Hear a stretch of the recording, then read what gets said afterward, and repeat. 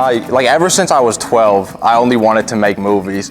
Like I used to want to be a firefighter, but then, you know, I don't really like the heat, so I didn't like that. In the future, I can really see myself like continuing to make movies. When I was making that, I mainly made that to submit to a award show that I didn't get into at first.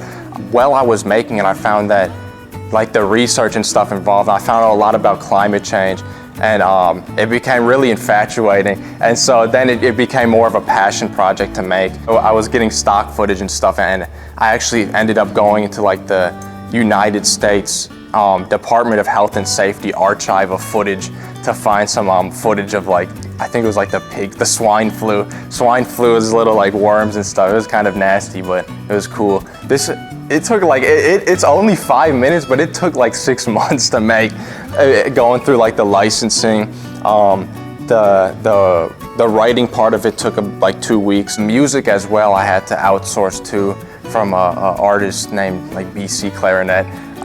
And then let's see. Oh, and then the voiceover was done by one of my friends in England. So I sent him what I had written, and he voiced over it. And I would like for my films to have some sort of message in them too, because I don't know. I think it's cooler when you can watch a movie and then at the end get something out of it or leave with something that you didn't have before.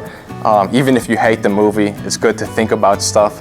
For the Scholastic one, I was excited, but I wasn't as excited for the film fest thing, because the Scholastic one, I feel like they know they're looking at like young people, and so they're gauging their talents by that.